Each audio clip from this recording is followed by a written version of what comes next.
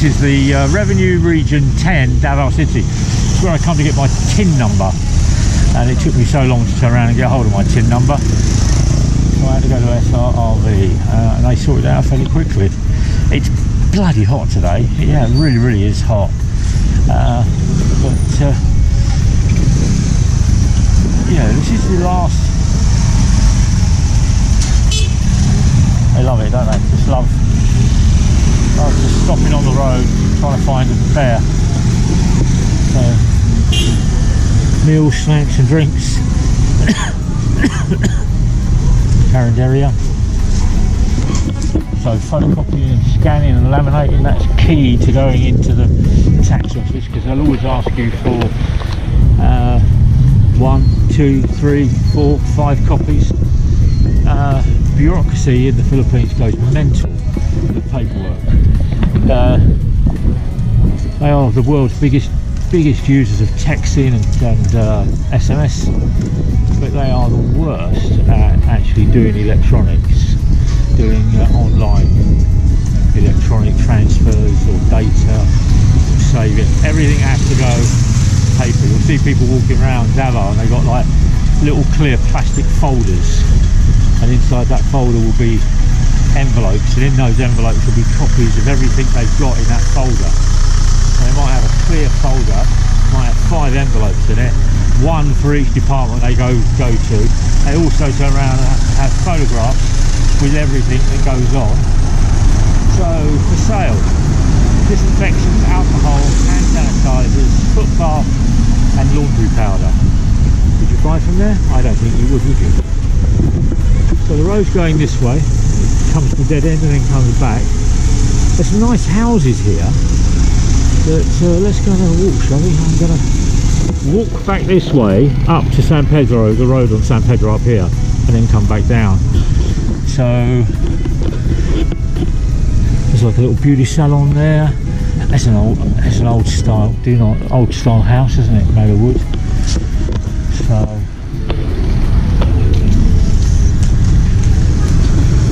Filipinos on the street. The employee shuttle. There we go. Get people in and out of work. They can't. So there's a nice little house there. They park all the bikes. But as I said, if you come to Davao, you'll come to this tax office. Up here on the left hand side you've got the Phil Health office, so you'll need to come and do that. If you're an expat, it will cost you around 17,000 pesos a year to get your Phil Health. What does it give you? Just peace of mind, really. It doesn't give you a lot. They changed it about 3 years ago. There was an X section within the Phil Health, and they got rid of all of that, which meant all the expats lost their benefits, or lost good benefits like heart operations and stuff like that. So it just becomes downgraded, really. So I don't use Phil Health. Annie uses Phil Health because she's Filipina, but she still has to pay for her medication. Notary public building, so there's legal offices here, tax offices here, law offices here, so you can get everything on this road, yeah, which is pretty cool, really. But it gets really busy. It's not busy today, Tuesday, around 1 o'clock, everybody's having lunch. But wherever you've got to go, you will turn around and have a woman giving a massage. So there's a little alleyway there. I've got a dry mouth.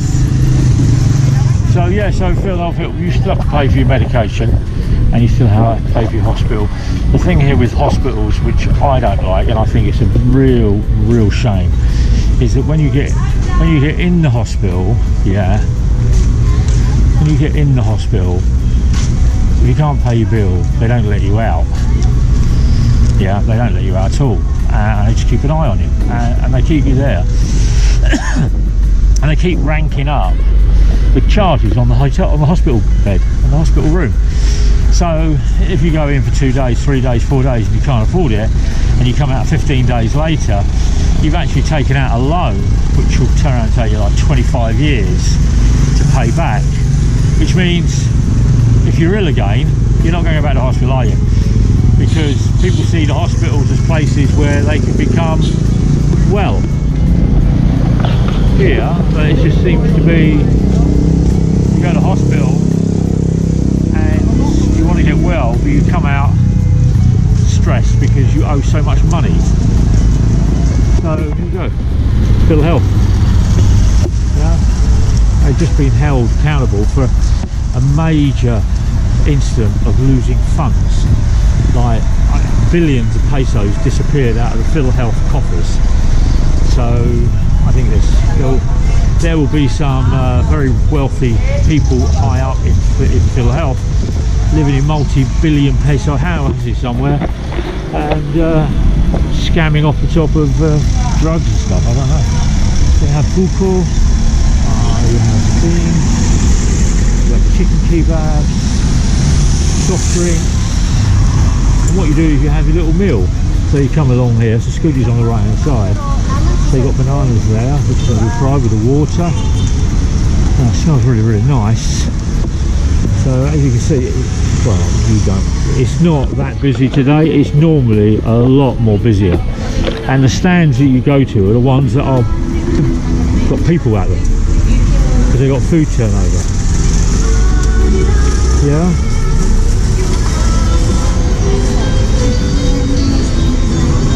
Their veg, pedicab. They do love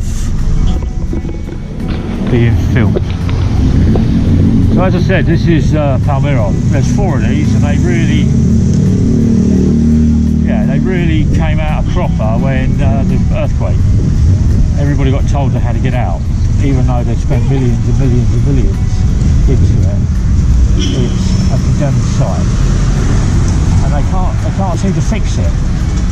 Somebody's up there. I think that person will be saying, "I'm not moving because it cost me millions to live here, and I don't have anywhere else to live." So he'll be going to a solicitor, and that solicitor will be fighting his case. So mercury drug to the people, and they're all walking with like these folders. The folders have everything. Early registration, barangay, COVID-19. They have chicken, bananas, 2-bed, osepso,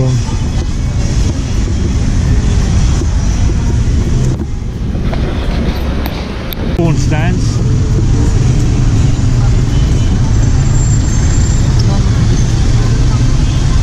So it's street vendors paradise, really. There we go. So this way, back of the town hall, barangay. This is the this is the carinderia. It's all on the corner here. Then this is the place where you pay your citation building, I call it. And then down there is Osmera. You can park your scooters along here. Somebody will look after them, and it'll cost you a little bit of money to look after. Up there is San Pedro Church, and as I said, land registry authorisation. So this is your land registry office when you buy your house, and this road is the admin road in Davao. It's where everybody comes to turn around and get all of their bits sorted out, whether it's tax, solicitors, lawyers, accountants, land registration, Phil Health. You want it, you get it here.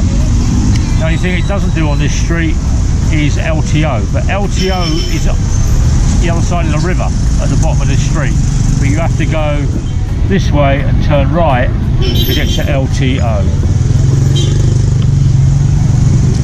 This is quiet really compared to what it is normally. No parking. People are waiting. Rooms to rent, signs go up.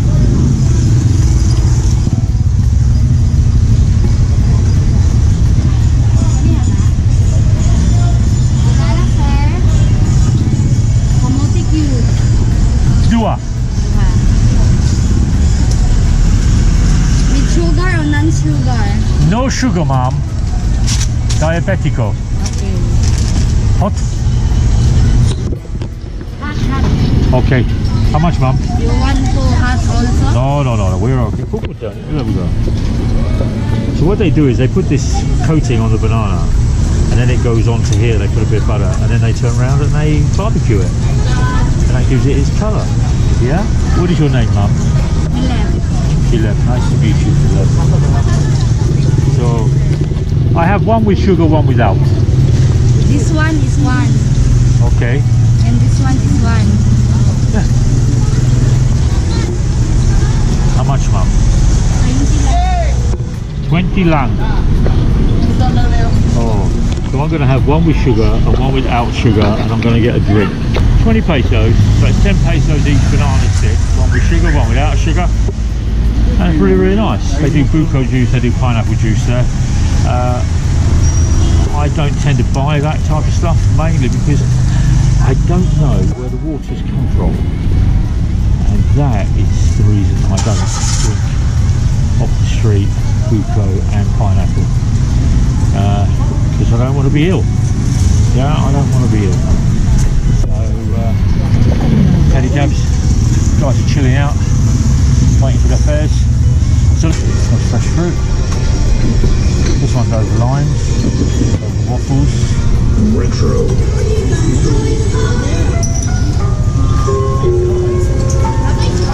Buy the little chicken gizzards, the giblets, you test it for feet, then you turn around and you dip it, after you fried it, you dip it in the sauces and you eat it. Street food, Filipino style. What do you think, guys? Looks nice, doesn't it? There we go.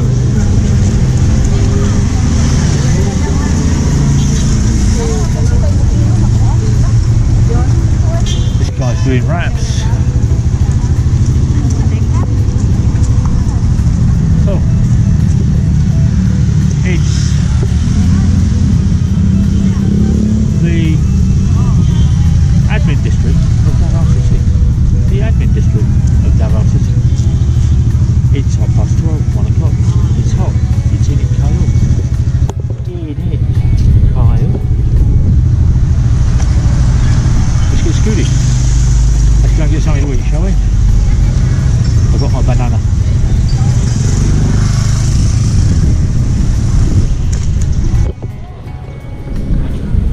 There he is.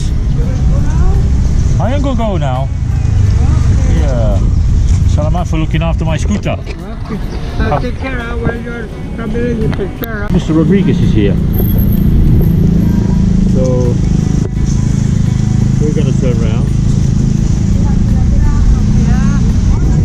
Salamat po, yeah. There we go. Ah, that's okay. Thank you. You enjoy. You want? You want banana? You sure? Okay. Oh.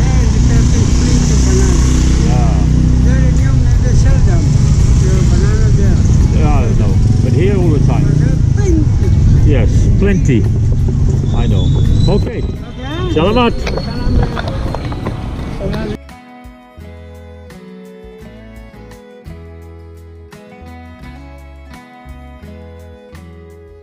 What I couldn't talk about down at the admin district was a thing that is used a lot in the Philippines. A lot. And a lot of people fall back on this to get something done because there is never, it seems, a process. Everybody says there is a process to do something, but when you go and do it, there are all these hurdles. And what I'm talking about is fixers. Would you use fixers in the Philippines? Well, yeah, you have to, because you never get anything done. You'll be waiting for hours and hours and hours in a queue to get to somewhere. And when you get somewhere, that person at the other end of the line won't be able to resolve your issue. And they'll turn around and give you any excuse. So people fall back on fixers. Now they can cost anything between, if you go to LTO or you go to admissions, it will cost you 500 to 1,000 peso to give somebody your bike. They'll go and queue down at the admissions desk, for instance. They'll know the system and how to do it and how to push their way in, but they'll also give somebody 200 pesos to let them in and jump the queue. So they'll turn up around 8 o'clock, they've got 1,000 pesos, they'll give 200 pesos to somebody in the admissions test centre, or they'll give 500 pesos to somebody in the admissions test centre, and you all of a sudden don't become number 35 or number 45, you become number 1 and you're at the front of the queue. The same if you go to the tax office. It turns around, they've got signs everywhere, no fixers, no fixers. It's got a big round circle with a red cross through it. No fixers. But you can go to the tax office and there'll be people outside. You'll go inside, a bit like me. I went inside and I spent nearly 6-7 hours and I got nowhere. I came outside and there were 4 or 5 people out there turning around saying they could do it, 1,000 pesos, and they could sort out my TIN number. I didn't need the TIN number. Donna's bringing me my coffee. They got a cappuccino up there, Donna. This is Donna. Curry with Donna has legs today. Donna, look, see, look. Normally Donna has trousers on, but today she's on the beach in shorts. Anyway, so yeah, so fixers, distracted there for a couple of seconds. Fixers. So, and if you go to something like a LTO, you want to register your car, you could get somebody to do it for you. They'll sit in the queue, they'll go through all the processes, and the person at the other end isn't actually asking any questions until it comes to your photograph when you do the license or you do your LTO, because then you need to be there. However, you can get fixers who will turn around and who will turn around and fix your license or your vehicle registration outside Davao City. So you can take 4 or 5 hour bus journey and go downtown, down south or up north, and you can get to the LTO office and there'll be 8 or 9 people on that bus, and all of them will get preferential treatment because they've paid 1,000 pesos to the fixer. So it makes it worth his while. So you've got 10,000 pesos, you can give 2,000 pesos to the guy in the land registry office or the LTO, land transport office, and all 10 of you get processed at the same time. That guy turns around inside the office, takes 1,000, divides the other 1,000 between 2 or 3 of his colleagues, and that's a way of them increasing their salary and making money. So whatever you say, it ain't going to go away. Whatever you say, it ain't go away. So fixers are here. It doesn't matter how many signs are put up. You don't even have to go to the offices if you know somebody that knows a fixer, because a fixer will come round. You know, I've countless times people have turned around and said that they're going to sort me out and they're going to turn around and fix my driving licence, my insurance, my LTO, my emissions control, my tax office, yeah, my registration for my visa, get me through the airport. This all happens. It's all part of life here in the Philippines. Is it a good thing? Well, it's a good thing if it gets you your paperwork and it gets you registered. It's a bad thing because you bypass the system and you make other people wait. But it's a good thing because people are actually making money on the back of it, and they're not getting themselves a job, and they're not doing what they should be doing because they can make a lot of money because they know the system and they know how it works. And you know, I've been to the land registry office and there's been girls there and they walk in before me and I have to queue, and I sit there and I queue because I want to know how the system works. And that girl walked in front of me and she had 16 people, 16 registrations. She's one person. If they want to get rid of it in the government, what they should turn around and do is say one name, one person, one transaction. So the person comes out, fills in the paperwork, gives over the paperwork. So the fixer just does one job, or the person does one job, and then they don't have the other 15 people queuing. Because it is, there's 15 transactions you're sitting there for, which turns around and take 20 minutes. So you're sitting there for 2 hours waiting for that girl because she's paid somebody to get to the front of the queue. She gets to the front of the queue. She's got a lot of people, folding.